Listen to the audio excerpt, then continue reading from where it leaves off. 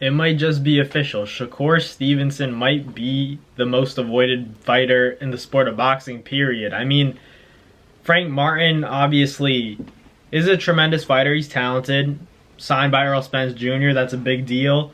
But, he got a big win over Michel Rivera. Like, he's a talented fighter. I just don't get why. Okay, this is all hearsay, by the way, because Top Rank released a statement saying that the Shakur Stevenson and Frank Martin fight was supposed to go down for the vacant lightweight title that was originally Devin Haney's, but he's the champion in recess and all that.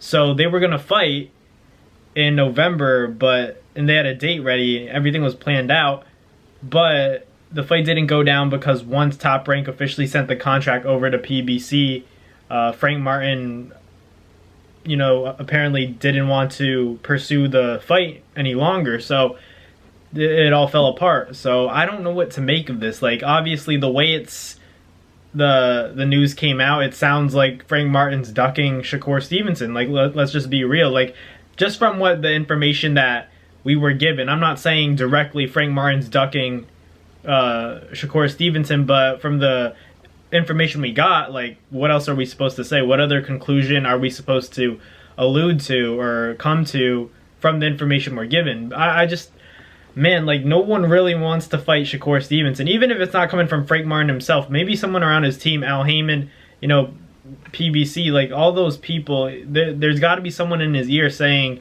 it's probably not a good idea to fight Shakur Stevenson, at least not at this point in Frank Martin's career. And he's not exactly a young fighter. I know that he's basically, not blowing up, but he's getting a little bit more traction nowadays, but still not on the level of Shakur Stevenson. And according to Bob Arum, Frank Martin was set to make 7 figures in this fight, and I'm pretty sure that he was making damn near anything close to that in his past fights.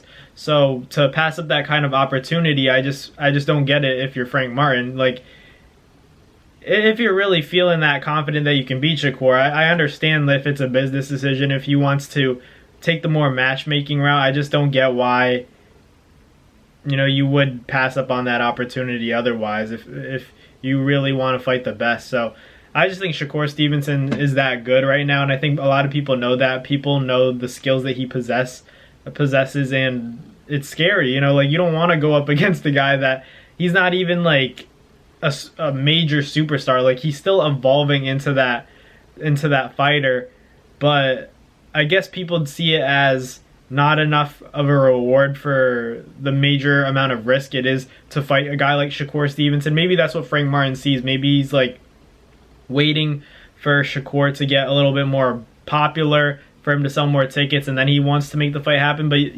boxing's tough. Like when you try to wait it out, sometimes you lose your moment, and that's something like Keith Thurman. Like, someone similar, he expected like guys like Terrence Crawford and Earl Spence. He wasn't asking for those fights because he was up there and he wanted to see those fighters do more in the sport. In the same way, if you wait for Shakur Stevenson to keep leveling up and getting big wins, he's going to end up fighting guys like Tank and Devin, and then after that, Frank Martin's going to want to fight Shakur after, and it's not going to happen. You know what I mean? Like, that's what I'm saying. Like, even Isaac Cruz, that's another fight that was supposed to happen with Shakur, but Isaac Cruz made it clear that he only wants the Tank fight. So why would you not fight Shakur if you're Isaac Cruz? Like, there's only one reason. It's because you're not going to win, and then your stock decreases, and you're definitely not going to get the rematch with Tank. That makes more sense because Isaac Cruz had already fought Tank once, so it's fair for him to ask for that rematch because obviously Tank didn't stop him, and everybody loves to see the stoppage wins in the sport of boxing. Fans aren't satisfied with just a decision win that was pretty convincing in my eyes, but in the eyes of other boxing fans and analysts, they think that it warrants a rematch. So Isaac Cruz is getting that opportunity. That makes more sense than what Frank Martin is doing, because Frank Martin, he's supposed to be that up next lightweight. They were saying Keyshawn Davis and Frank Martin, but now he got a bigger fight and he's turning it down. So, like, I don't know what to make of that. What else do you make of that except for, he doesn't want to fight Shakur, and that's fine, but like, why go through all the trouble of saying, like, you want all the smoke, all that along those comments, and saying that you want to fight the best, and Shakur's as good as it gets when it gets to the best in the lightweight division. But I'm curious now, where do you go from here if you're Shakur Stevenson? Do you fight a guy like Devin Haney? Do you fight a guy like Tank? Are those even reasonable options or realistic options? Because at this point, Devin's set to fight Regis, and then Tank is probably going to fight Isak Cruz. So then Shakur Stevenson is going to end up fighting, some contender, maybe Zepeda, or if he's lucky, if he gets that fight. I know that was they tried to make that fight happen, but Zepeda didn't seem like he wanted it.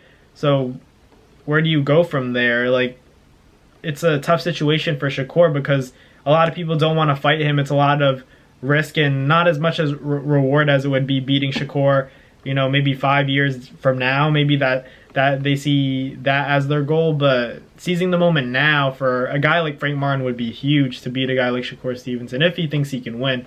But Shakur's just in a tough place right now where no one really wants to mess with him. No one really wants to face him. And at the same time, if he fights the best opponent who's actually willing to fight him and go through with the negotiation process, they're going to call him a bum. So, that's the tough situation that Shakur is in. Probably the most ducked fighter, like he's saying.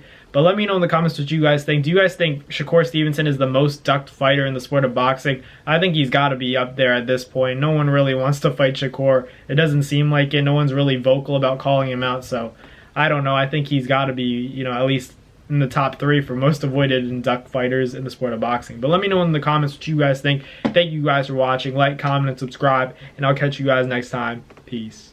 That's going to do it for another NASFIGHT Media video, guys. Thank you guys so much for watching. It's been your boy, Matt Nabong, with another video. Hope you guys enjoyed it all. Thank you guys for the constant support. Salute to y'all always. It's been your boy.